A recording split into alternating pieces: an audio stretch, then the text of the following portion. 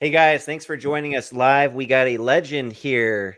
Now, Kurt McKinney has not done a lot of martial art films. We're going to find out why. However, he is a martial arts film legend just because of the caliber of the film and soon to be films when the last Kumite is released that he has done.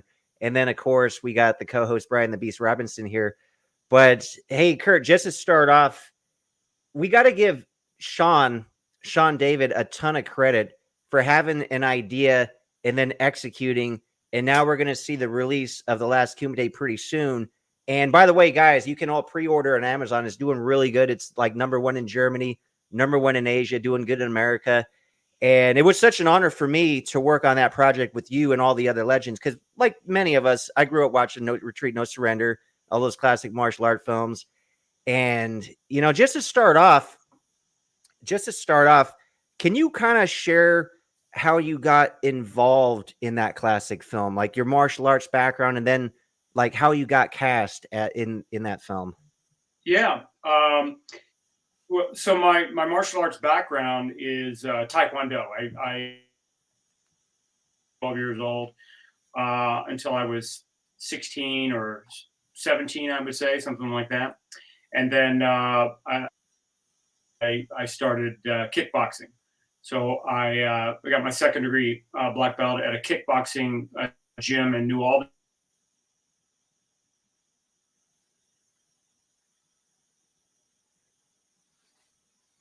Oh, guys, I think Kurt's internet is a little off. He said it was windy Yeah. where he's at, Yeah. but we'll go over some comments till he gets back. I see Kung Fu. Let's see. Kung Fu says, "Let's do this." Oh, our boy Antonio is in the house. He's gonna have a lot of great questions here. Amir's here. We have Uh, Sung In Kim. That's Korean. oh, we got Hung. Hung's a 안녕하세요. great guy. Hmm? Sung, I said 안녕하세요 to him. 안녕하세요. Hello in Korean.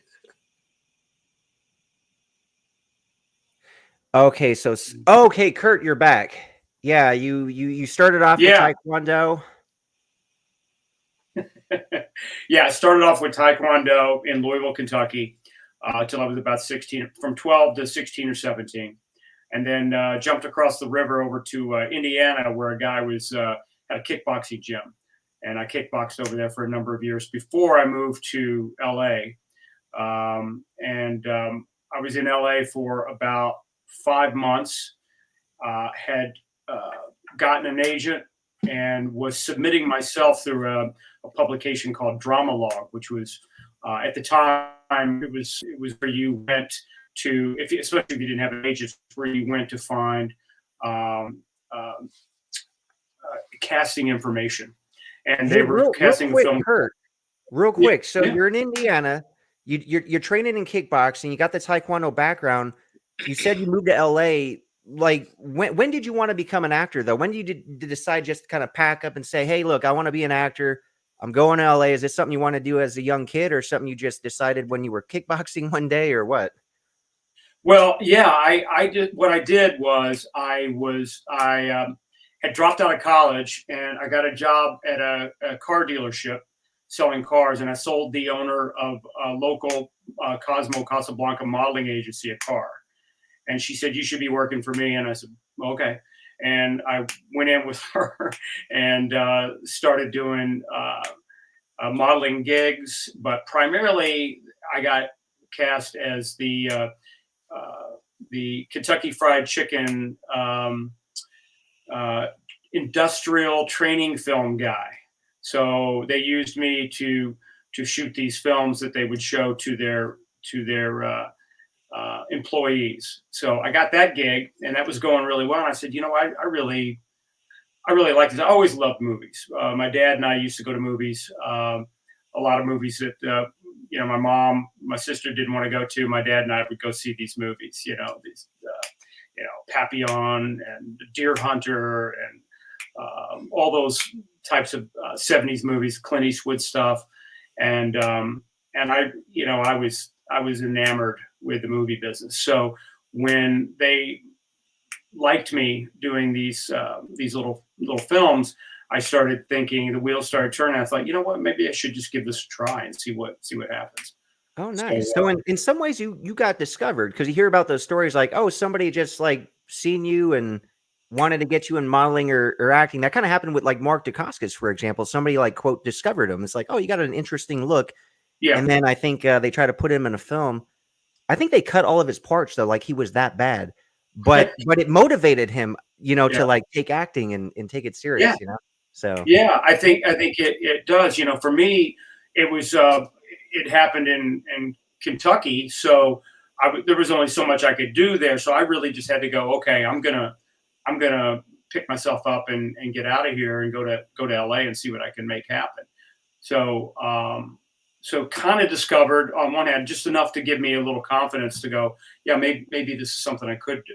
And then I moved out to LA. Oh, nice. Okay. Yeah.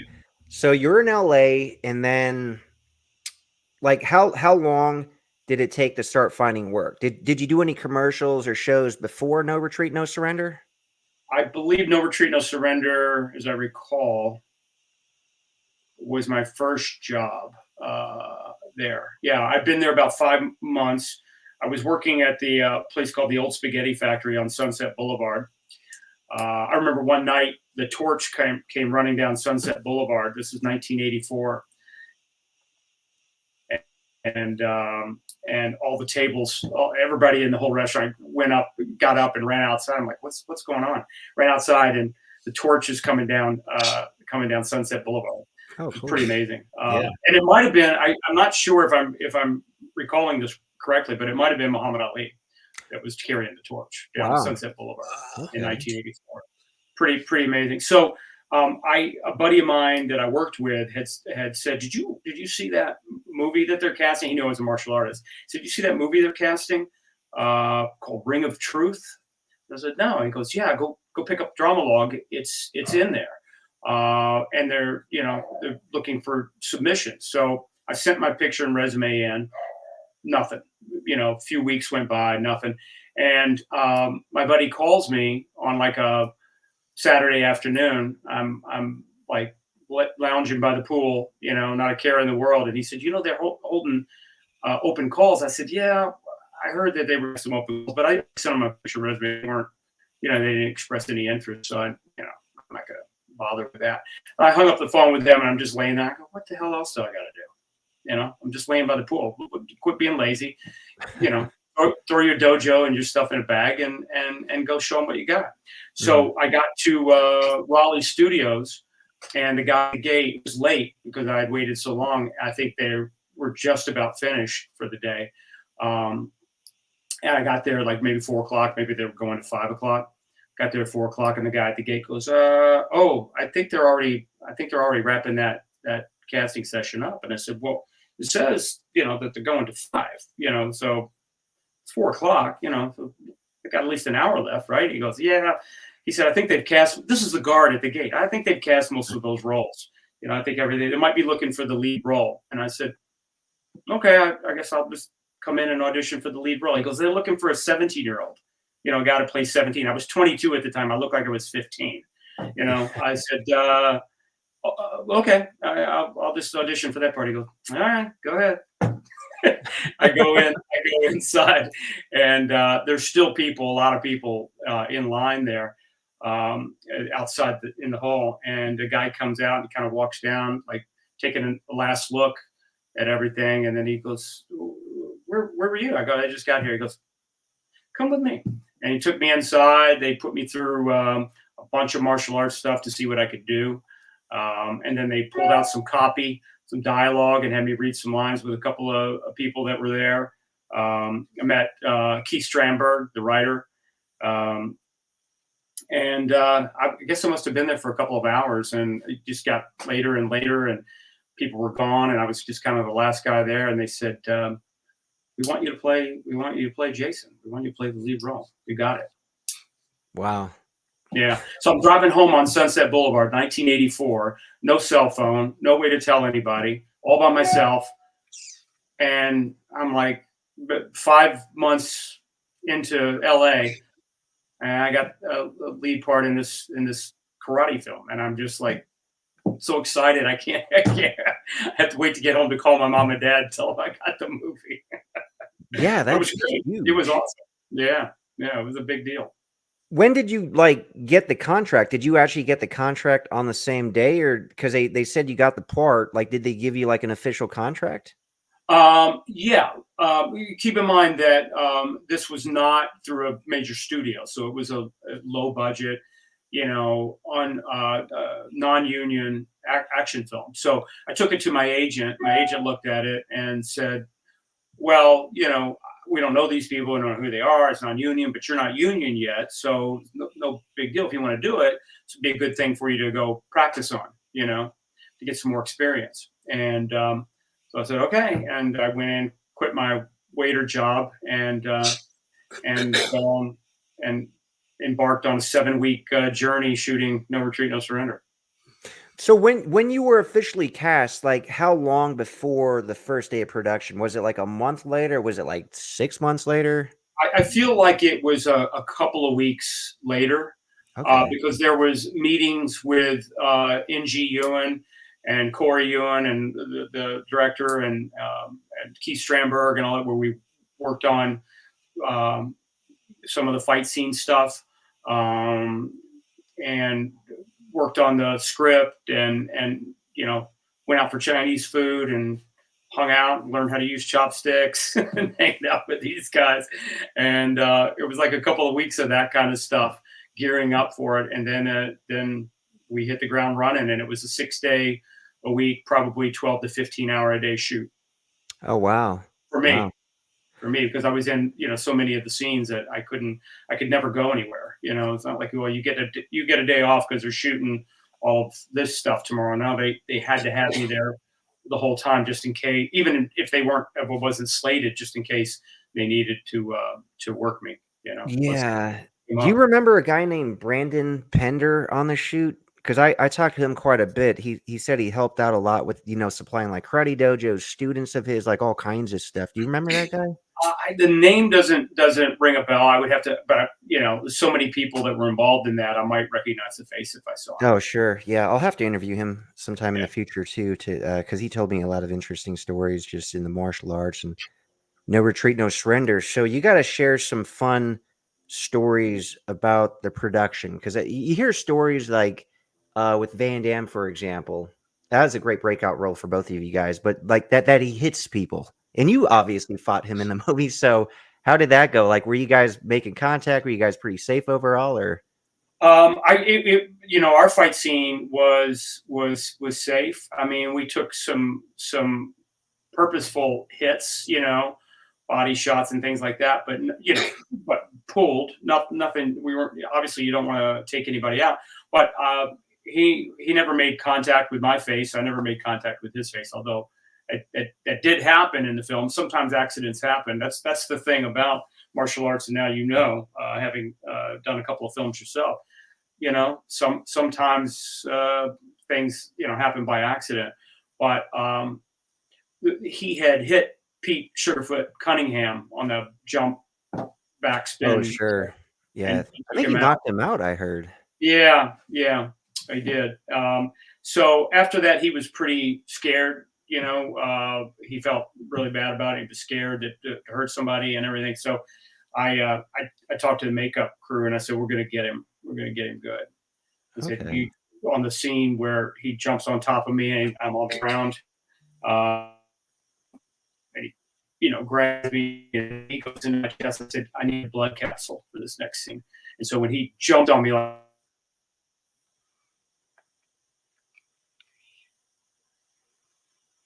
I think I've lost you. Did I lose you I guys think we again? lost. You were Oh, spinning there okay, you're again. back. back. Yeah. Yeah. Oh, we lost you. All right. So what did you get? What part did you hear? He jumped on you with the knee. You were talking about a blood capsule that you had. So I put down on the blood capsule and blood shot, and obviously that wasn't part of the scene. And he flipped out pretty bad. He thought that he had caused some internal bleeding or something. We got it. The Oh, whole wow. crew, everybody on the crew got a good laugh. No, it was funny. It was all done in Oh, fun. okay. It's just playing Yeah. a joke on him. Yeah. What were some of your other like fond memories of shooting the film? And that definitely sounds like one of Um, them. I think they're all fun. When you're 22 years old and you right off the boat from Kentucky, when you get a lead in a movie, you're just happy every day, to wake up and get to go to the set and shoot a film. We had Keith Strandberg, the writer, and I, spent a lot of time hanging out. Jean-Claude and I hung out a bunch, but we were always working. I mean, it was just a nonstop work environment. It wasn't like we had days off to go, hang at the beach. We were working the whole time, but just constant, joking around, laughing, camaraderie. It was a fun time. It's a good show to be on. Did you and Van Damme like train at all together? Because when we interviewed Simon Rhee recently, he was talking about, because they worked on Universal Soldier, that he was sparring Van Damme on the movie set, and Michael Jai White said that too. So did you and Van Damme get to do any training like while you were just hanging out together? None whatsoever. Mm-mm. Okay. Zero. So we choreographed the scenes with the choreographer and the director and everything like that, but we never got trained together. This was a quick getting shot out of the cannon type movie making. So we were, they were relying on people that had martial arts training, but none of us had any stunt fighting training, really. I mean, speaking of the martial arts, so you got the Taekwondo background, you got the kickboxing background, but then you had the very Jeet Kune Do style in the film that you portrayed. Like, was that easy to transition into, or? I guess if you say it looked okay, I guess it was. But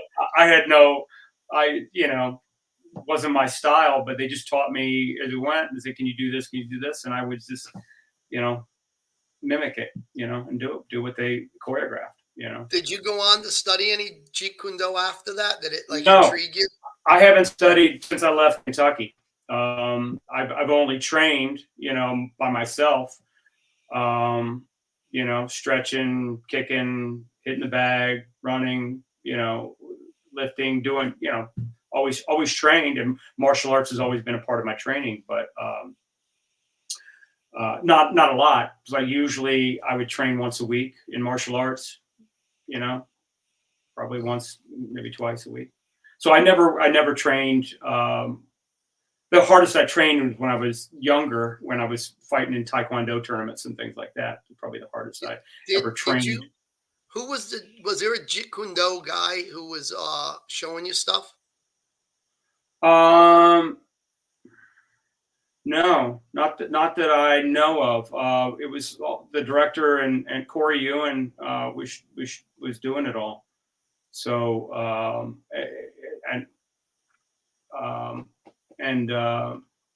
this other guy, this stunt guy, was showing a lot. Young, forgot his name, but yeah, he was doing a lot of choreographed work with me and showing me the moves and things like that to do for the fight scenes.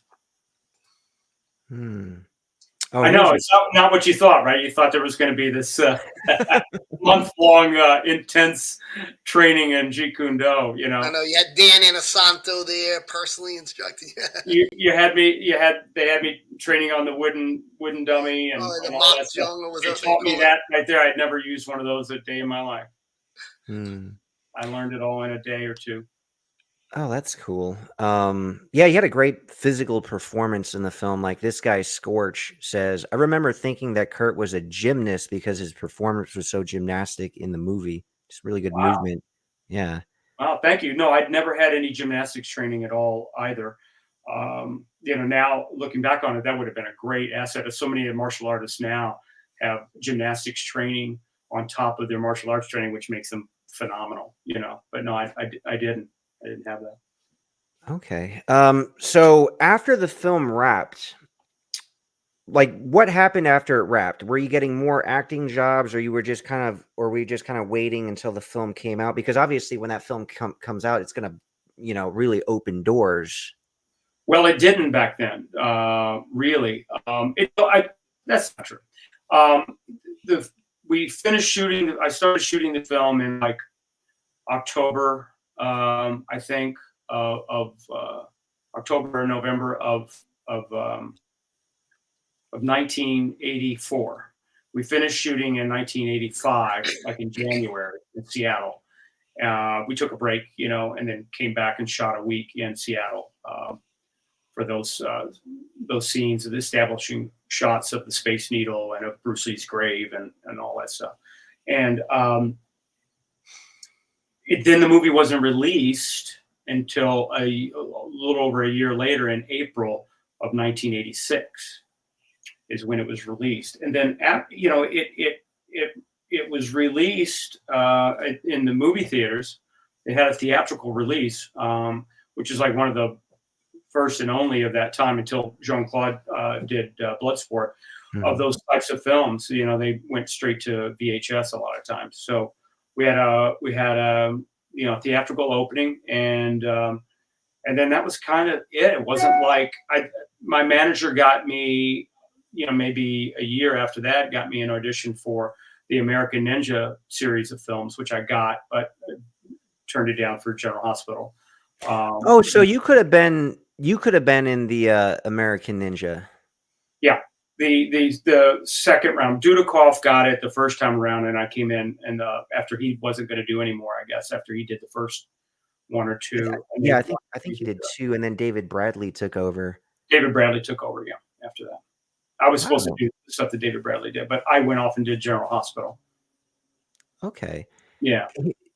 That's cool. So yeah, I guess that was a door open that maybe wouldn't have been, but it wasn't like there was a lot of martial arts action films going on right then. They started to the low budget stuff started to hit, and there was a lot of movies being shot overseas and things like that. I ended up not doing No Retreat, No Surrender 2 and 3 and all the others because I was doing something else. Oh yeah, well, I know there's a funny story related to part 2 specifically, which we'll get into in 1 second. I do want to ask this question. This is a great question from Antonio. He says, Master Kurt, if you were to meet your younger self on the set of No Retreat, No Surrender, what advice would you offer, and what questions, as your younger self, would you ask? Like, say you took a time machine, you went back to what was it, 84, I think? 84. What advice would I give myself? Yeah. Now? Yep. I would not have listened to the acting coach that they had on the set to help actors with their lines and stuff. I would not have listened to her at all. I tried to stay away from it as it was, but I wouldn't. My advice would be, don't listen to your acting coach. I have my own acting coach already, and I did some training with him when I wasn't on the set. But when I was on the set, I would have stayed true to what I knew, because there was a little bit of a language barrier, and I think there was a little bit of this woman who was this coach to make things big, bigger than they are, Oh, because the Hong Kong films are always like, and rightfully so. Just a little bit, yeah, it was a little bit more of that, and I would have just relaxed into it and just did what I wanted to do a little bit more instead of being pushed into doing another thing. But that's always that can always be a thing. It's a thing on the soaps too, to be overly dramatic sometimes. So always just do what is real, and believable. And don't get pushed into doing things that are over the top. Okay, that makes sense. And what was the part 2 of that question? I guess if you put yourself back into the younger you, the 22-year-old you, like what questions would you ask your future self? Which I would have probably said, try to do with that attitude in mind. Try to do as many productions, as many projects as you can. I think I was when I was younger. I think I turned down a fair amount of things. In fact, Masters of Kung Fu magazine did an article on me, and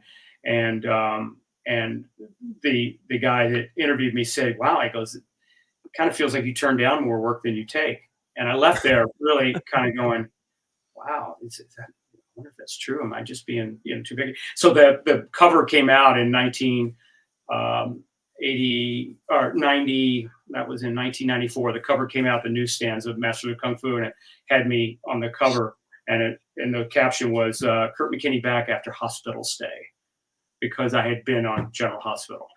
And, Oh, okay. and I came back to I was back trying to do martial arts films. I didn't have one. It wasn't until 2 years later that I did Sworn to Justice with Cynthia Rothrock. Yeah, exactly. And then it kind of dried up after that. There weren't any other martial arts film offers for me.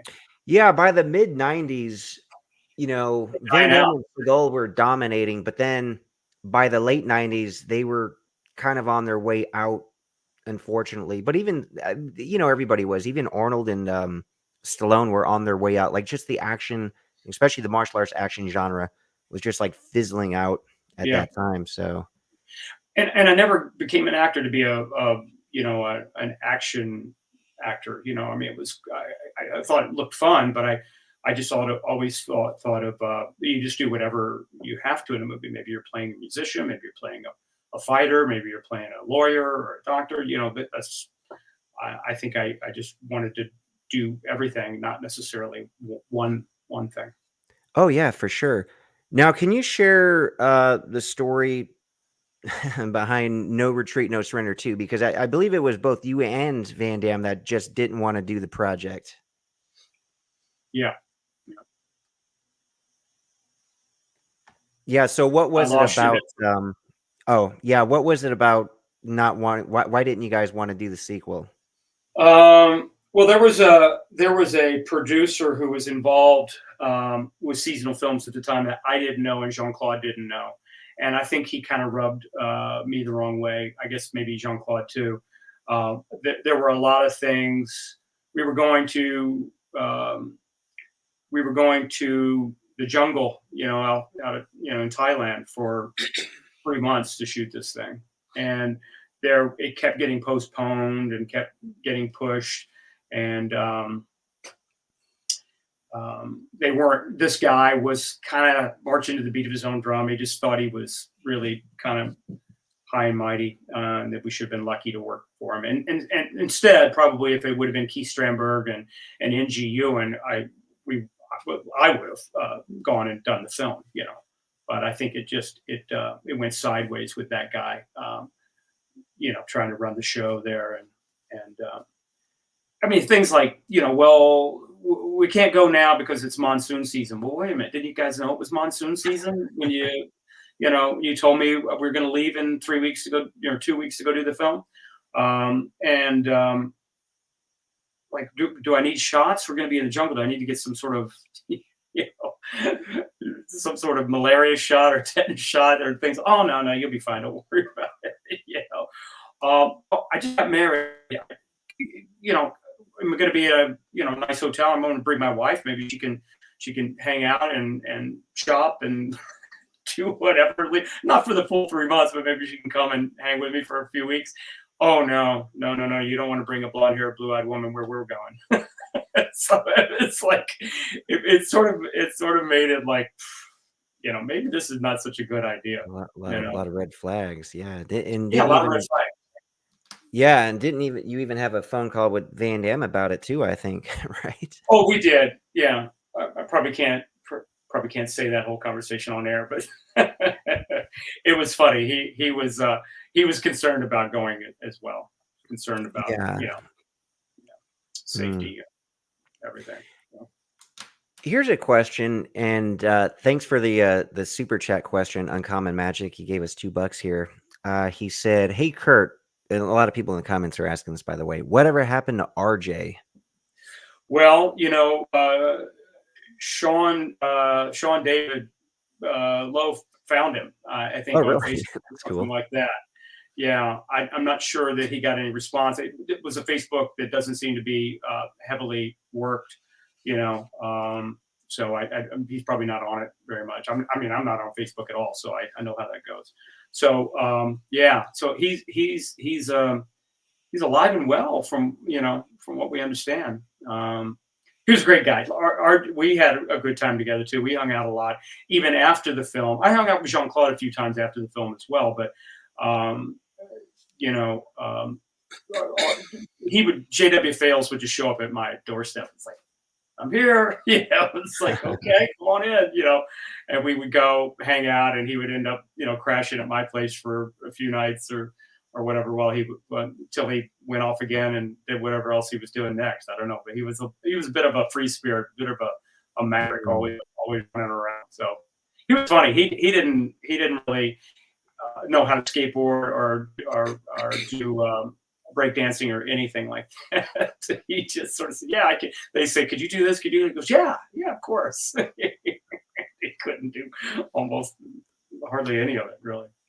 That's I funny. mean, he could do that one. He could do those dance moves that he did, Sure. the Michael Jackson stuff. But that was the other stuff. They needed a stunt guy for that. Yeah. Okay. Somebody in the comments said RJ, which was J.W. Fells, changed his name to Jonathan Never Fells. He's still working in the industry on the producing side, and he's doing well, which Good. Well, that's great. Cool. And then somebody else says there's an interview online with RJ. So apparently somebody found him. Maybe that interview's with Sean and RJ. Who knows? Maybe. I don't know. Yeah. It's interesting how it kind of like, so you started with No Retreat, No Surrender. Of course, that was also Van Damme's first film. I watched that back in the 80s, and that was, Van Damme obviously became a huge action martial art movie star, but watching that film before he was a star, like, I didn't pay attention to him. It wasn't until later where I paid attention to Van Damme's character more after I seen like a bunch of his films in the 80s and 90s. But like when I first seen that, I was like, this movie's so cool. And then of course you're just on board with the protagonist character. Your character was and that was before I ever took martial arts, like the martial arts genre back then, like kids just ate it up in the 80s and 90s, especially. Like we just loved those films. Yeah. See, for me, I don't know how I guess I saw some a Bruce Lee movie, and there was a television show that was in reruns all the time with an actor by the name of Robert Conrad called The Wild Wild West. And they remade it with Will Smith years later, but he was just this cool dude, and it was the series was a Western, and he was in the Secret Service. And so he was always in fights, and he threw kicks and stuff all the time too. I was like, man, I gotta learn how to use my feet like that. For me, it was really about wanting to learn to use my feet. That's what, that's why that's kind of all I did was use my legs. This guy actually makes an interesting point. Speaking of No Retreat, No Surrender 2, he said, Spirit of Justice guy said, but Cynthia's a blonde hair, blue-eyed woman. That's true, because she did shoot No Retreat, No Surrender 2 out there. So she's very good at martial arts too. So maybe they felt okay with her going out there. Yeah, that or this guy just didn't want me to bring my wife. He didn't want to have to deal with a guy's wife being on the set. You know what's cool though? So because you and Van Damme didn't do No Retreat, No Surrender 2, they did get Matthias Hughes, and that was kind of like his big break. But funny enough, now you fast forward, and Cynthia and Matthias, who were No Retreat, No Surrender 2, and you and me, which I'm so blessed and grateful, and many other legends like Muhammad Kisi, Abdel Kisi, Billy Blanks, are all in the last Kumite together. Yeah, it's so weird. And, Cynthia and I was lucky enough to get to do the Sworn to Justice with Cynthia in '96, but I had never worked with Matthias. And it was such a treat, working with that guy and Billy and you. It was that last Kumite was such a cohesive set. I mean, everybody got along so well. We all, it was just a big, love fest. Everybody, loved everybody for one reason or another. And everybody put their heart and soul into that film. They worked hard to make it, the best that they could. And I know you. I don't even have to, ask you. We had such a great time on that film, didn't we? Oh, we had a great time. It's funny, like we got along really well, and obviously, we kept in touch. But in the film, our characters don't really like each other. No, absolutely. Well, and certainly nobody liked Matthias. his character. He was, That's but true. Jean-Claude and I, we were enemies, so it's fun. It's funny. You end up, even your enemies in films become some of your best friends, or at least you're close during filmmaking, unless you work with somebody you just can't stand. And I was fortunate enough that I can't really think of that ever happening. Can I ask you a question about your guys' last Kumite? Yeah. So, here I'm one of the fans out here waiting for this thing to come out. But Pre-order it, Brian. What's Make that? sure to pre-order it. I'll sign it for you. Right. I'll have Kurt sign it for you too, I maybe. gotta support it, man. I'm trying to make a livelihood here. I gotta help booster up the Viking Samurai. I tell him that I'm always like that little fish that's on the side of the shark, just kind of cruising along, living off his ferociousness in the industry. But so you said that there was something magical there, right? Do you think that's really gonna transfer into the movie? Do you see something special? Really special coming out of this movie? And you've been around, so you would know. And Yeah. I mean, that's kind of intriguing. Yeah. I do. I think that Sean's vision for the film is that it would be a throwback 80s movie. So he's not trying to be Jason Bourne or James Bond or anything like that, or Mission Impossible. It's really a throwback 1980s martial arts movie. So you're seeing a lot of the action pulled back, like they used to shoot them, as opposed to quick, John Wick sort of cuts. You're seeing more wide shot martial arts filmmaking.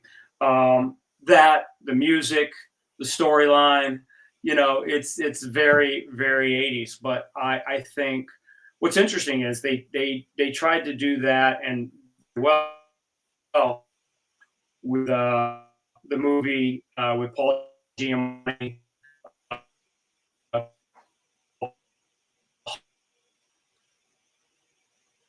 With the last Kumite.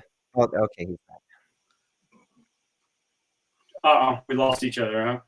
Momentarily, yeah. Are we back? Okay, you're back. Are we back? Okay. So I was saying that with the Paul Giamatti movie, The Holdovers, they tried to do the exact same thing. They tried to make it like a 70s, look very 70s. And if you see the movie, directed by Alexander Payne, you can see that he captured that. I think they did that very well with The Last Kumite to look like an 80s. And the action's really good.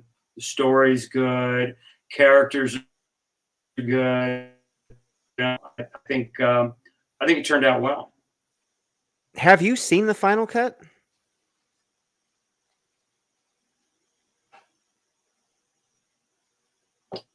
You got frozen again. Oh, hey, Kurt. I can't hear you. What about now, Kurt? Hey, while Kurt unfreezes, guys, make sure to pre-order The Last Kumite. It's a real treat, man. Especially if you watch this channel. Of course, you guys are into the 80s and 90s action films, and this is like the best new film to do that. Yeah, oh yeah. So I was asking, have you seen the final cut?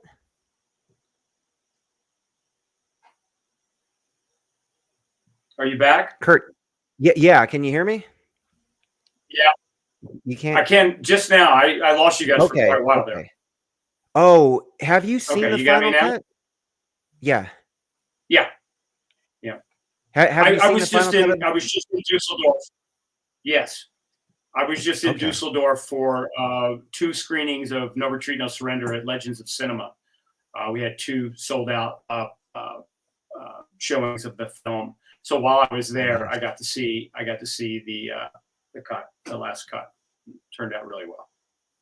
Oh, nice. And are you going to be there on April 27th for the premiere in Germany?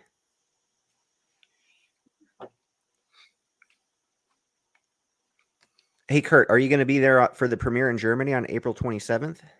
I am. Yeah, are you going? No, I'm going to actually be in LA at the big BKFC event. Mike Perry's fighting. I'm going to actually be with Damon Feldman.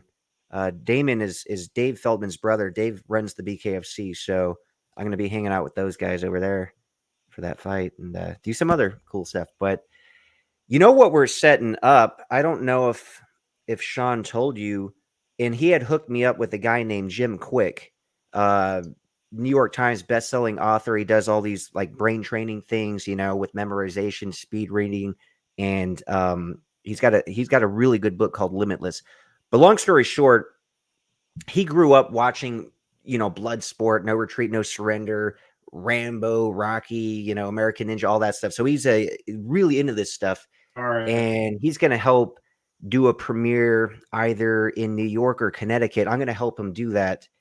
Him and his trainer, his martial arts fitness trainer, guy named Flo. So, and I know you live in that area, so hopefully you'll be in town and you could go to that. You know, it'll be great for the fans to see you, of course, that premiere. Probably sometime, I would say, in the latter See a half of question May or the here. first half of June.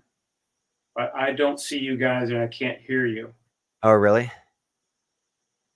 Darn internet. That earthquake. Yeah, I know the internet. I see Sharif's asked, "Hi Kurt, do you see yourself doing more martial arts films?" Is that That's a still good a question? question. What do you think? Can you hear me okay?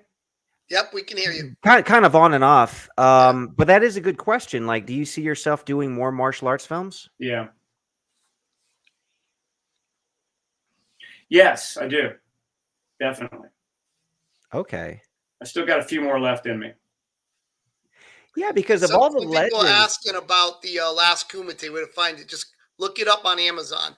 Somebody wanted a link, but you could just type it in Amazon. Oh, I'll put a link in this video description after this live. But yeah, just do a Google, not Google, but a Amazon search. You You can Amazon. Google it too, man. I did. It comes up a ton of places you can buy it there too. Yeah, it's selling really well, which is good. Because you know there's a fan base for these films. I mean, people still talk about No Retreat, No Surrender. They talk about Bloodsport. They talk about Kickboxer. You know, they talk about all these films still. They still watch them. So people are going to be in for a real treat when the last Kumite comes out for sure. And I think Kurt's internet froze again. No, at least still. Can you hear us, Kurt?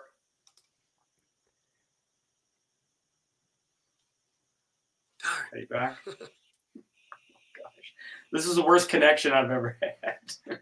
Yeah, unfortunately. It's really windy here in New York. I don't know if that's having anything to do with it. But it's windy down here too. Yeah, it's been quite a nature is letting its ferocity out the past couple days.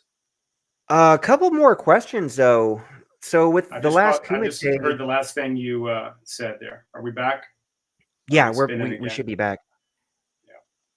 A couple more questions. I see a fans asking fan trailer made by No Retreat, No Surrender, are looking for so a fan made a trailer for No Retreat, No Surrender 2, more current footage of Kurt and Jean-Claude. It would be a great sequel 40 years later. Yes, it would. It would be a great sequel. I'd love to do it. It'd be a lot of fun. Now, are there actual talks? I hear a lot of me? things. Some things I can't share. I hear a lot of things, but he's gone. I was going to ask if you could talk about it. You know, he disappeared like a ninja. You can't talk about it. Yeah, that's right. Hopefully, we'll get him back. Yeah, because there's some exciting really though to hear him say somebody who's the experience he has. I mean, and for him to be really excited about a movie coming out, you know, there's got to be a lot of legitimacy to its success that's going to happen. Well, I'll tell you what speaks volumes. And he's back. I'll tell you what speaks volumes. Of course, just the fact that Kurt had said, you know, he wants to do more martial arts films. So obviously, that speaks volumes on the last Kumite. Not only with the experience, but he would only want to do more movies in martial arts genre. You know, if that turned out great, which he said he watched it. So that's, you know, a huge. Yeah, I think it did turn out great, and it does make me want to do more. You know, the experience that I had on that film, you know, motivates you to do more of that stuff. So the editing was really good. Everything was really exceptional. Yeah. I mean, you got to realize this was such a low budget film. It was like $1 million movie. You know, it's not, you know, $10 million, $10 million.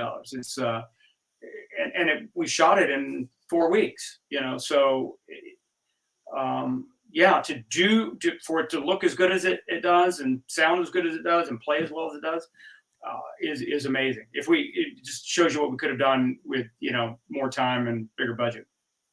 Oh yeah, more That's time the and more money is biggest one. always a good thing if you can get it. But with the last Kumite, so it's funny because the producer Sean, and again, I give him all the credit in the world, man, for having the idea, for executing, and now getting a big release and pulling off something very special.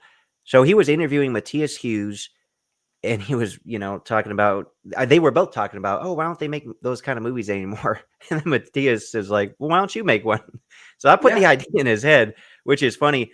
So obviously Matthias was involved from day one.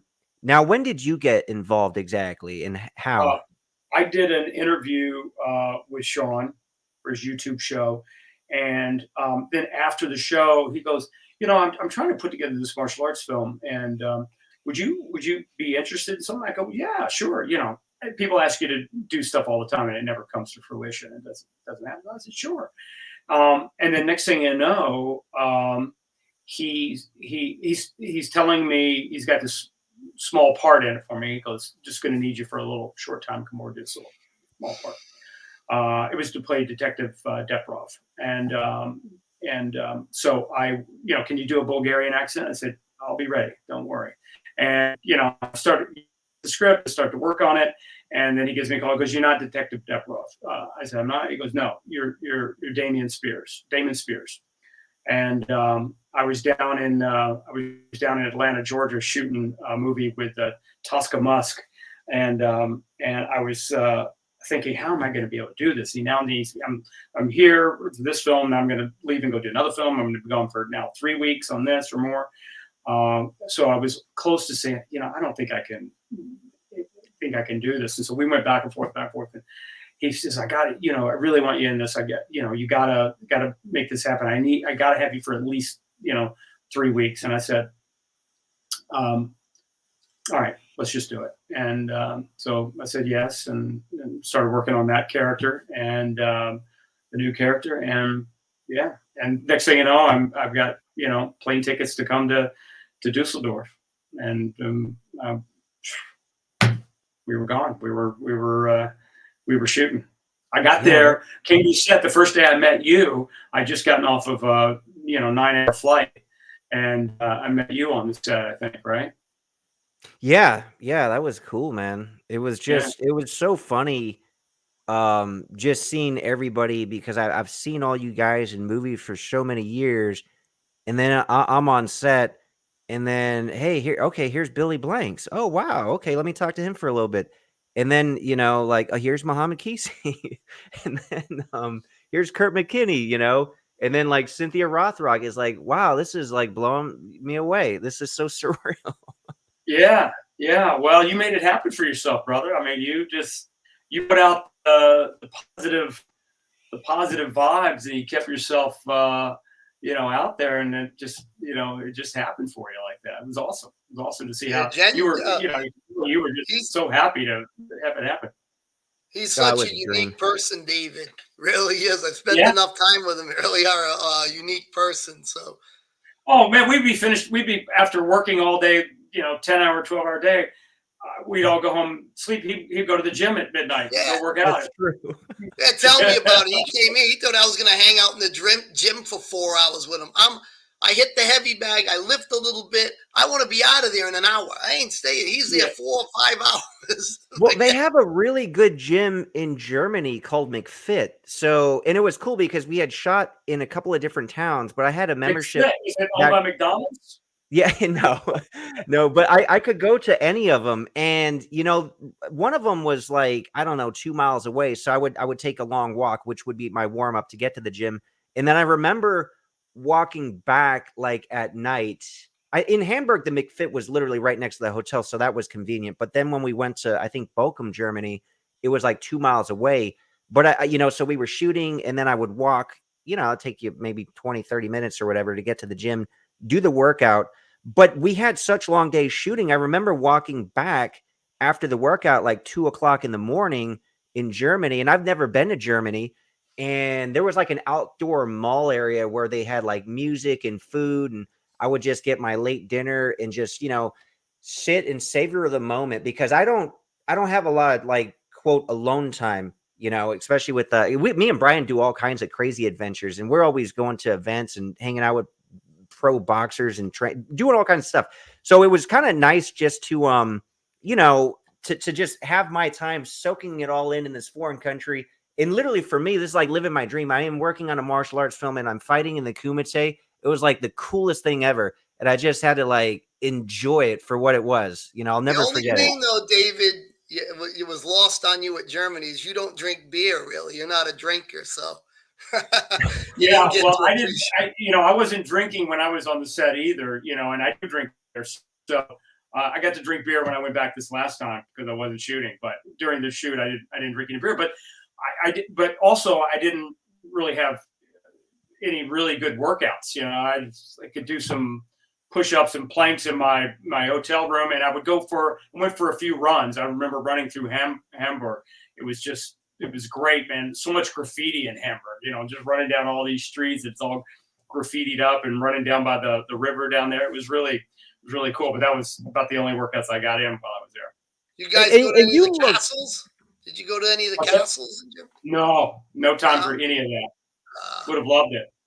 But you looked great and moved great in the film. With me, like, I had to be really careful with the diet and made sure I kept working out because, like in one of those fights, this is all I had on. I'm exposed, so I got to be like, I got to be really careful with the diet and the workouts until we finish these scenes, right? Yeah. No, so I would have loved to have had more time to work out and a different diet while I was there. It was tough. The food that you got on the set was the food you got on set. So, what we were eating was tough. I didn't have my blender. I couldn't make protein shakes. I couldn't do any of that. So I just said, you know what? This guy, Damon Spears, wouldn't be doing any of this. He'd be training a little bit, but it's not like he'd have the state-of-the-art gym. He wouldn't have perfectly prepared meals of salmon and grilled chicken and broccoli. He wouldn't have any of that anyway. He'd be like he'd be stressed to the nines because his wife's been kidnapped. So I just played into all of that and said, I was in shape when I got there. I wasn't in such good shape, by the time I left. But that's what this would have been for this guy anyway. He wouldn't have, he would have been trying to figure out a way to get his wife out of there. Yeah, that's true. It played for me. It worked out. It worked out well.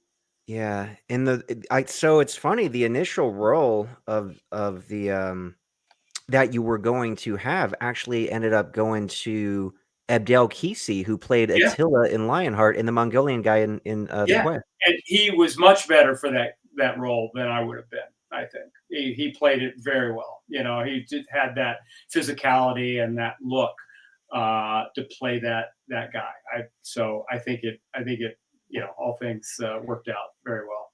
It was so, like, again, I talked about how surreal of an experience because Lionheart, that's my favorite film, even more so than Bloodsport. So of course I've seen Attila like fighting Van Damme 1,000 times.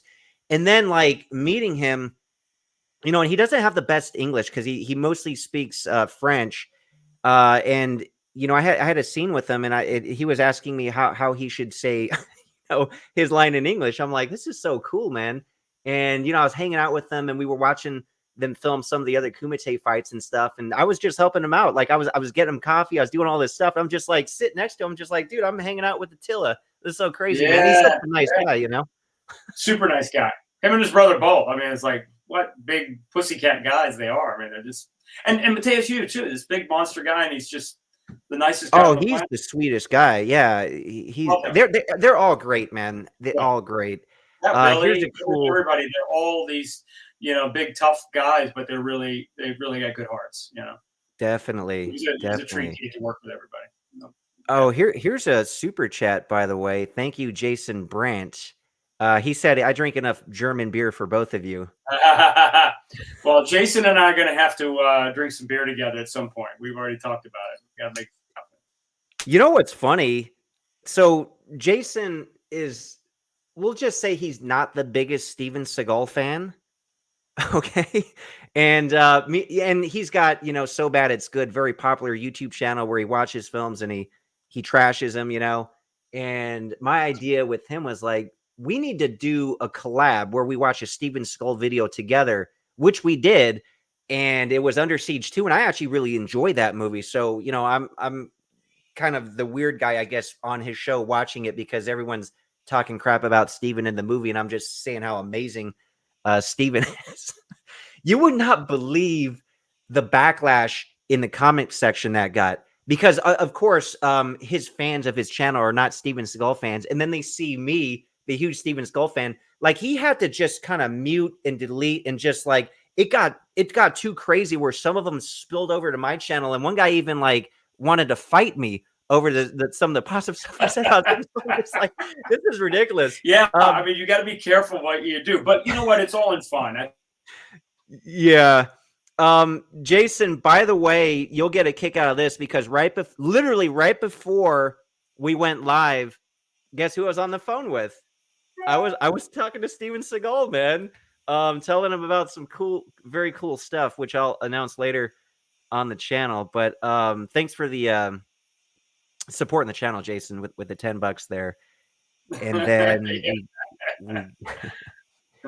we got Marshall Cultural Preservation also donated $10. Thanks for doing this, guys. Oh, thanks so much, man. And Awesome. I think he had a question earlier. I know somebody did asking because that person had said, I'm 55 years old, and he was asking if you still train. Do you still train heavily in the martial arts, Kurt?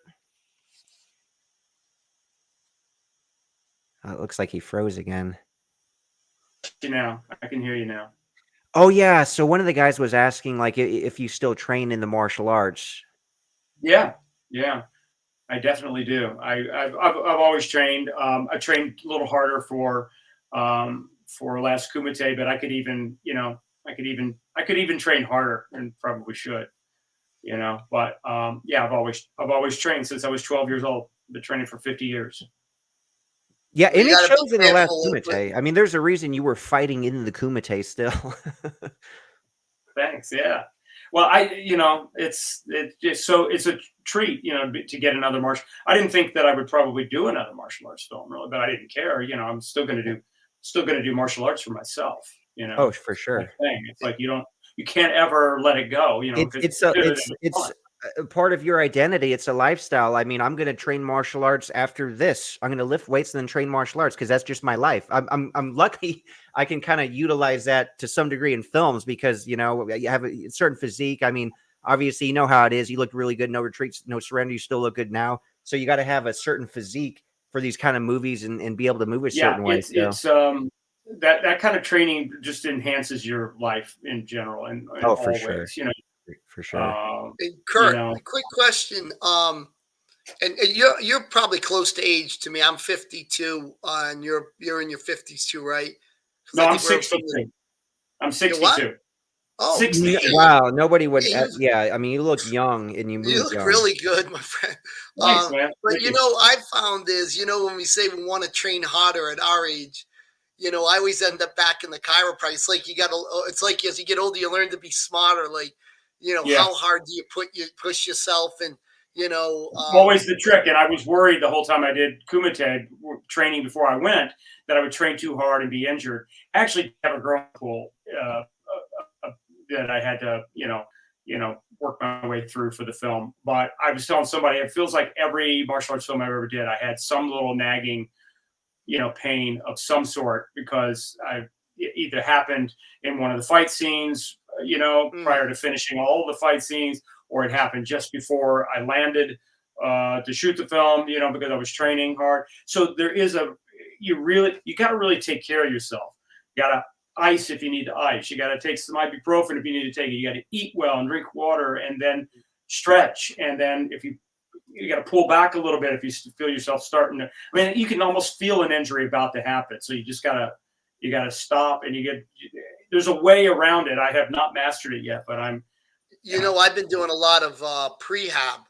So I work with a lot of different doctors and just rehabbing before you get hurt. Like, where are your weaknesses?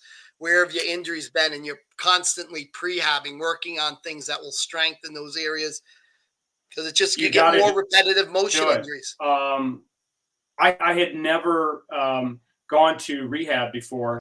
I I've always ridden motocross, so I had a KX Kawasaki 250 that I lost control of, and it blew out my shoulder. And some maybe like about 5-6 years ago, and I had to rehab the shoulder because when I landed, I jerked that shoulder back. And so my doctor was like, well, you probably, need to go for MRI.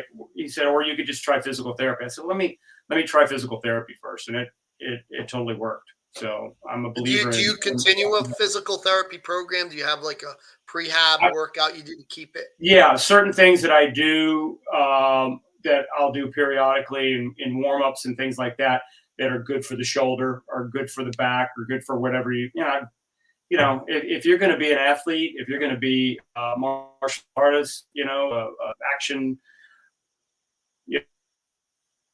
film actor, then you're going to have these things. You have to.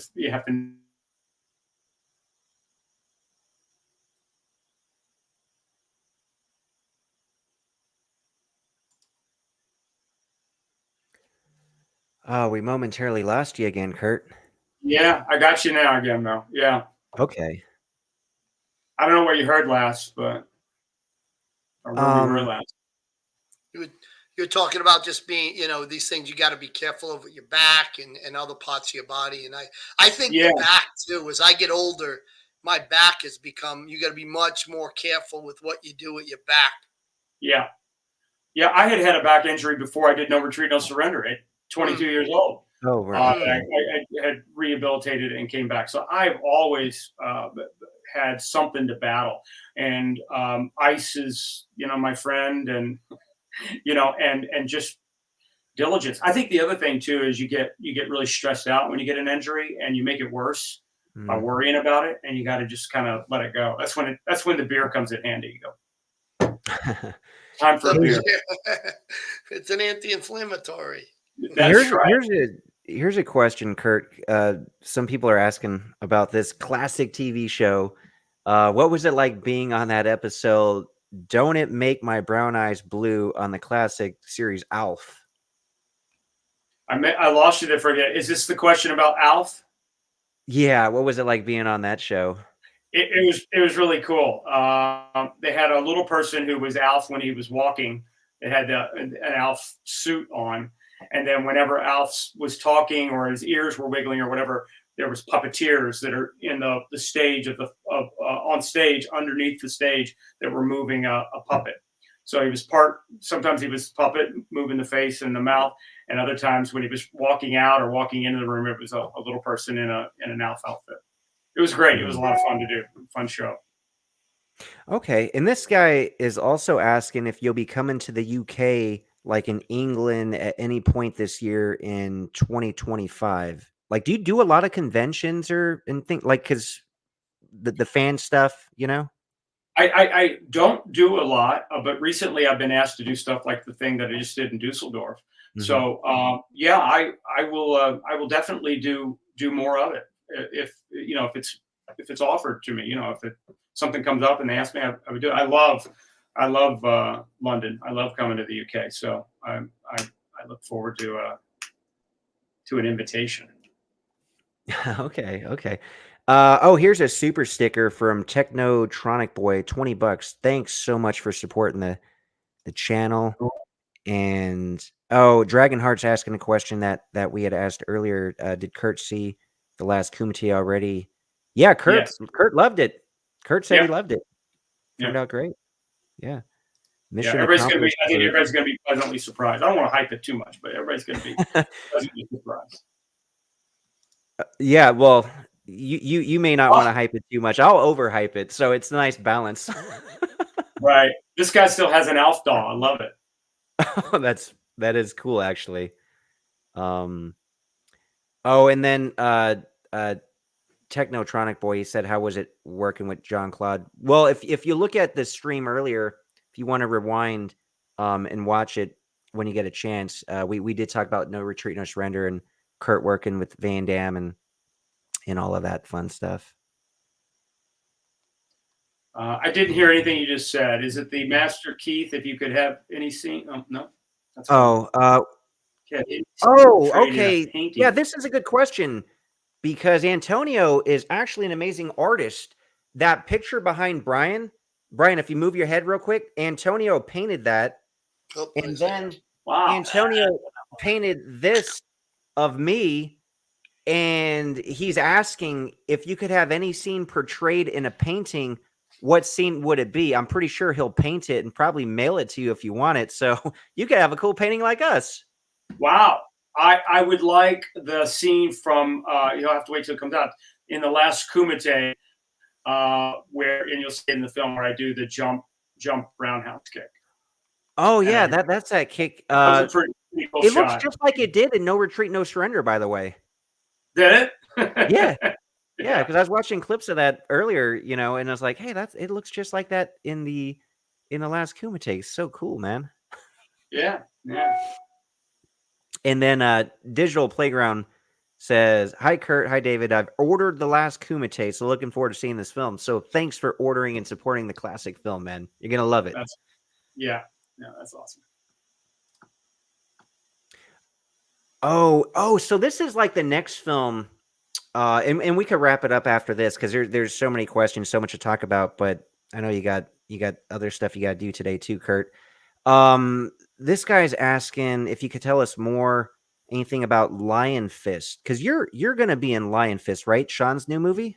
I'm being told that they'd like me to play a part in that, but I have not seen a script yet, so I don't know.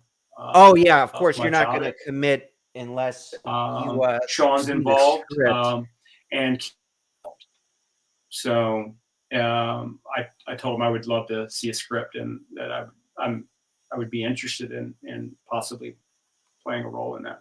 Yeah, for sure. It's funny because me and Sean are both trying to get you in projects. Remember, I was trying to get you into Bloodstorm. And I know. I was disappointed. I was back in Germany on a 2-week vacation with my wife, and we were visiting family. She's got family there. She's German, so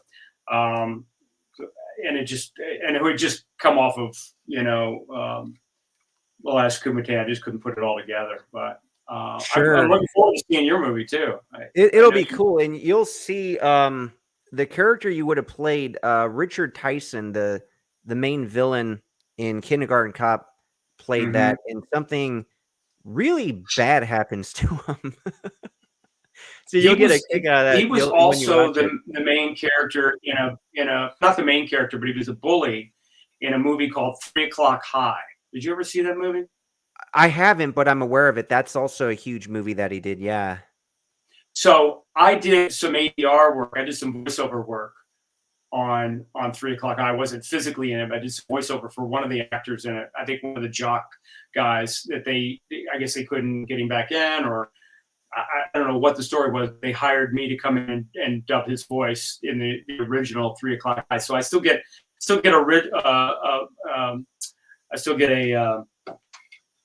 check every so often, residual check from 3 O'clock High. Oh, but what you were going to say? I cut you off. You were going to say he did something bad happen to him in that film? Oh, something really bad happens to his character in that movie. You'll get a kick out of it when you see it. You'll be like, "Oh, that could have been me." Okay. Yeah, it's pretty funny, man. But this guy Daniel is asking, "Are you going to have a music video for Stan Bush's last Kumite song?" Yeah, Sean made a music video for that, didn't he? Yeah, I think I saw a bit of it. I don't think. Did we see the whole thing? I'm not sure if they had the. Well, the it's whole not thing released. Like he showed me Right. a cool segment. I don't know when he's going to release it. Maybe around the time the movie is actually officially released. But yeah, so there's definitely going to be a music There's video. definitely going to be one. Yeah. Yep. Oh, and then one last great question before we wrap this up here, from Jay Samurai. Oh, I want to know this. Yeah. What was it like working with the guy that played the Bruce Lee ghost in the movie No Retreat, No Surrender? Yeah. He was great. I mean, he was Korean actually, and only spoke Korean. And then the director and the choreographer and many others only spoke Chinese. I only spoke English. So whenever we did scenes together, they basically would give me they would tell me what he was going to say in Korean, or he would say it in Korean, and I would look at the words that he was saying, and I just had to memorize. I had to think in my head when he was finished with that sentence. To answer him, my answer was going to be this, because this is what he said, even though he was speaking to me in Korean. I understood a little Korean, from my master that I trained under when I was a kid, but very little. It's like the Tower of Babel. Yeah, it was a real challenge working on that film. Everything was interpreted. Yeah, Not all definitely the other some characters, language but barriers. his character and the director. Okay, and what physically what you probably enjoyed working with him, right? He's a pretty good martial artist too. It looked like in the film. Yeah, yeah, he was a good martial artist, and he really, I thought he had the presence, and really didn't look as much like him as some of the more recent lookalikes that I've seen, like in Once Upon a Time in Hollywood and things like that. But I thought he had the mannerisms and the essence of Bruce Lee down pretty well. For sure, for sure. Yeah. All right. Well, Yeah. No, everything about working on No Retreat, No Surrender was great fun. Yeah. Hard to say anything I bad don't think about I it. asked this earlier. So, because I know you had mentioned, the acting coach they had on set, and it's a Hong Kong movie, and the acting is big. So when the film came, like, how did you feel about the film when it was released? Like, it went to the theater. I'm sure you were there opening weekend watching yourself. Like, what do you think about the film overall? Overall, I wanted it to be better. Overall, I wanted to be better. My performance to be better. So there was things about it that I didn't when it first came out. I came to appreciate it later in life. When it first came out, I was not. I mean, I loved it. I mean, I was in a movie. It was great. But some of the stuff, felt I felt the low budgetness of the film, and I had wished certain things were different. Some of my acting work I was not, too happy with. I would have liked to have given a better performance. So Did you like compare it to the Karate Kid? Because that set the no, bar not at for- all, not No, at all. you didn't? I didn't compare to Karate Kid at all. I don't think. I wanted it to be more like Rocky. Oh, okay. Oh, yeah. Rocky was my action film that I trained to as a kid. That I listened to the theme song in my basement while I lifted weights and did stuff. So I wanted it to have more of that feel to it. But that was you can't really compare. It was a much bigger budget movie with some really great, amazing actors in it too. Burgess Meredith, Sylvester Stallone, Talia Shire, Burt Young, just some really incredible actors in that film. So hard to compare. When did you realize? And I'm sure this was much after the fact, that No Retreat, No Surrender is like such a big deal. I mean, it is. You just did 2 sold out screenings in Germany, like Yeah. what, almost 40 years after it came out, 35, 40 years after it came. So obviously it's a big deal. Like, when did you realize, wow, that movie I made back in the 80s is actually kind of a big deal, like now, more so now than it was back then. I think that over the years, people have sent me fan mail, and it has, or met me out somewhere and have told me what it meant to them and their lives. So often I've had people say, you got me through a really rough childhood. I had an abusive father, or I was really overweight as a little girl and I got into martial arts because of you. And now I'm physically fit.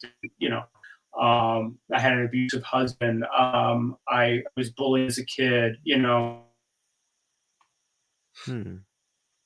over Yeah. the years, and you start to realize the importance it had in different people's lives, and that always, kind of would remind me of the film and what it meant to a lot of people, and then certainly in the last couple of years, even more. So in a way, it was kind of like Rocky because it's literally a film that changed people's lives. Yeah, absolutely, it And was. and that's why they're so deeply connected because it literally had that's why I'm so deeply connected to a lot of these films. It shaped and changed my life for the better, Yeah, so I'm forever grateful for these films. They're yeah, more than yeah. entertainment for a But lot of us. they're just films that motivate you to be your best, to pick yourself up when you get knocked down, to never give up, um, to realize that anything is possible. And for me, it's a magical film because I know I've used that word before, but it is because you know for me it was magic that I had gone to LA, despite people telling me, "Oh, dude, what are you going to do in LA? Come on, how's that going to happen?" Friend told me one night, said, "Dude, there's so many people out there. They've been acting their whole lives. How do you think you're going to go out there and do that?" So, somebody's got to do it. So Yeah. maybe it'll be me. I don't know, but I'd rather be that guy that goes out there and fails miserably, and I can look back and go, "Well, I gave it my best shot," than to be the guy who's lamenting over this at 40 years old, going, you know, maybe it could have happened if I'd have just tried. Part of what I've realized is so much of life is just showing up. Mhm. Show up, see what happens. What's the worst Yeah. thing that can happen? Nothing. But Yeah, nothing's yeah, going and to happen that if you sit at home. If you all day, you sit at home, nothing's going to happen for you. But if you get up and you go, and what's the word? It's an adventure. The worst thing is you got this great story to tell someday about how you tried to be a pro athlete, how you tried to make the college basketball team, how you tried to win the tennis tournament, whatever it is. It's a great story someday. So just be along for the journey. Be along for the ride and let the chips fall where they may, and maybe something good will happen. 100% something good will happen. It may not be exactly what you think. It may not be exactly yeah, what for you dreamed of, but something good sure. will happen, right? And it's called living life. Live life. The worst That's thing is regret, like you said, it's like just the thought of like, I wonder if what could have happened. It's like it's better just to know. Like if you tried and it didn't happen, cool. You at least you tried, right? It's really So easy to be afraid of failure. I'm afraid of it. We all are. oh, But people get paralyzed by it, man. yeah, yeah.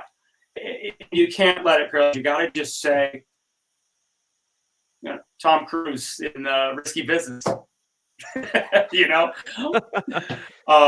you just got to be like that. Whatever. Yeah, I And, watch and a and lot have a of sense of humor about it. There's a great story about Dean Martin.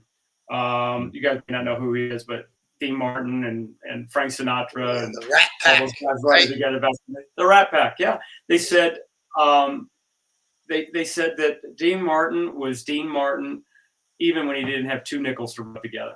He didn't have anything going for himself, but he was still had that persona. He still was that guy, and you got to be that guy, whether or not you are getting paid for it, or you don't have two nickels to rub together. You still got to be yourself. You still got to be who you want to be. for sure. Yeah. So I watch a lot of Alex Hermosi's podcasts, and he talks about, like what's the worst that can happen?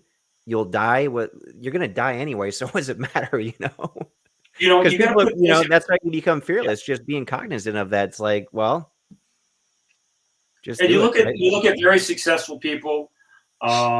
Take somebody who you think's the most successful, richest, most handsome person or beautiful person you've ever seen in your life. In 50 years, certainly in 100 years, very few people are going to know who they are, and they will be dead. They will die just like everybody else. So, all you got is the time you have, whether it's 20 years or 50 years or 90 years, that all you've got is what you've got. And, in the end, doesn't matter. I think we're all often worried about what people might think.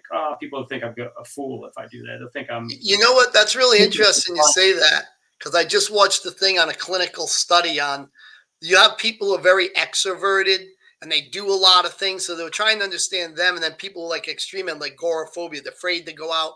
And they found Right. the one common thing with people who tend to just do things is they don't think about what other people are thinking about them. And in some ways, they're always thinking about what's going on with people in a group, in a situation. They're never really worried about how anybody's perceiving them in an insecure way. They're always strategizing, but there isn't an insecurity about what somebody feels about them.